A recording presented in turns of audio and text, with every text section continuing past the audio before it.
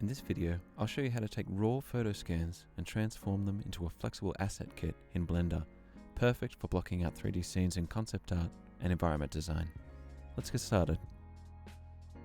Here's a photo scan that I have taken recently, and I want to convert this into something usable because at the moment all I've got is this well. But let's say I wanted to maximize the usefulness of this. So first of all, I want to extract this wall, let's say. I'm just going to do a few Boolean operations to cut that out, I think. So with the Bool tool add-on enabled, I'll just hit Control-, just adjust that scale until it's something I'm happy with. And I'll go apply. I can delete that now. I might just go in here. In fact, I'll do that again, but this time I'll run a slash operation. Control* on the numpad. Let me just unparent that for a second. I'll just scale that in just so we can delete that outer section. So here's my mesh so far, and what I'd like is to be able to unfold this and create my own wall asset. So I'm just going to select a section of it here, kind of a broken section. And now when I select this and I shift right click, I'll set my 3D cursor so then I can hit Shift W. I'm just going to select this section, and what Shift W does is it just warps it from where the 3D cursor is, and you can kind of go closer or further away to sort of fine tune it. Like and subscribe if you enjoyed the content, and stick around to the end to find out how you can get access to some free assets. And here I might have to press O for proportional editing. Just hit G, scroll down, just fine tune that a little bit. So let's see where we got to. So now that we've got it to this point, I'm going to go Object to Geometry. I'm just going to reset rotation and scale to make sure. Always good to do that. And then we're going to just fine tune the straightness of this. I'm going to bring in a lattice here. So with lattices, you just want to scale the object in object mode to exactly fit the bounds of what you're looking to edit, more or less. Then you can go into the lattice options and just add a few subdivisions here. Then we can go into the modifiers tab and we'll go deform lattice. We'll just eyedrop that lattice object. So now if we go into edit mode on this lattice, we can move the mesh around. It just gives us a nice cage with control points that we can use.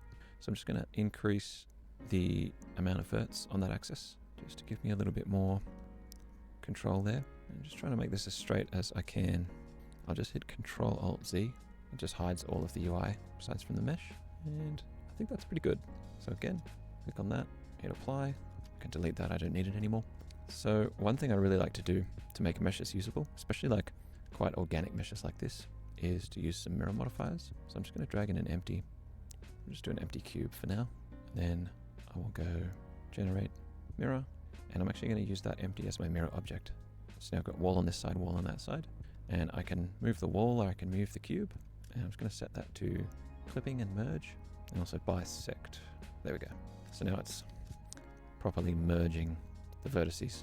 So I'll hit apply again, and then what I want to do is I'm going to apply rotation and scale, Control A, again, object to geometry, just to make sure my origin's in the middle. I'm going to add another mirror, same as before, except this time I'm just going to nudge around and go into sculpt mode and press G for grab. I'm just going to drag some of these wall sections in. Shift for some smoothing. I might press W again, just delete some of these. So it's still a bit janky, but while in edit mode, if I hit W to cycle through these modes, it's quite handy. So I might go to the lasso tool. I'm just going to Shift D to duplicate and P to separate by selection. Now I'll go origin to geometry again, which I have set up as a shortcut. So boom, into the middle. And I'm just going to patch up this section of wall here. So it still has the mirror on it, which is nice. So I can steal that, and maybe we'll get another section of wall. And I should mention that the aim of this for me is to create something that's usable to kit bash together a scene when I'm creating concept art or when I'm image making.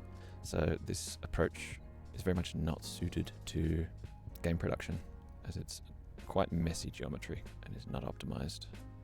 So jumping between the different meshes, pulling them inside each other, and really, because I'm not ever really going to view these up super close, like it'll probably be a medium distance at best, I'm pretty happy to let a few of these messy sections slide. So I'm going to select all these, hit Control J, and I will duplicate again. I'm going to use the mirror approach again, and I showed you the first time without any add-ons on purpose, but from here on out I'll just use some add-ons to assist with the speed. So one thing I like about mirroring over an empty is I can hit rotate Z 45 get some nice wall sections here, some ends. I might even make that angle a bit less. And then I apply, reset rotation. I can do the same thing again. And what I'm doing now is just making some capstone pieces. So as you can see, once you've set up some shortcuts to automate the process, it really becomes quite fast. So here I'm just grabbing the end and with proportional editing switched on, just going to scale in those end bits there. The nice thing about this now is I can duplicate this with mirroring still on, make a bunch of different assets, apply scale, and now I've got a little kit going. Now this is just from the one scan. So again, not game production ready, but if you're like me and when you're out on a walk, you like to take a scan, I tend to use Polycam for my scans just because of its ease of use. It's quick and I can process it and access it when I'm back at my computer. So we join that and there we go, there's a wall. So as a little bonus, I might drag in another asset here. So here's another scan that I took on a walk. So rock in some sand here. And you might think, what am I going to use this for? It's a little bit scrappy. Well, the same thing also applies here. So I quite like this. So the same approach with this branch asset. Just cleaning it up a little bit with some other parts of the mesh, applying a mirror modifier. This time you'll see me add some bend and twist modifiers after the fact, just to break up the obvious mirroring effect there.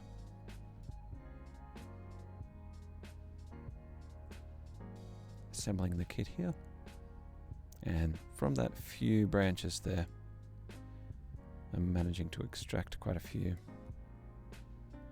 Just changing the origin point, using a lattice, and there we are. We have a kit of sticks. If you'd like access to this scene file, along with some assets to play around with, follow the link to the Gumroad in the description, where you can sign up to my mailing list and get the scene file and the assets for free. Set the price for $0, or consider making a donation to support me as I continue to make educational content and products.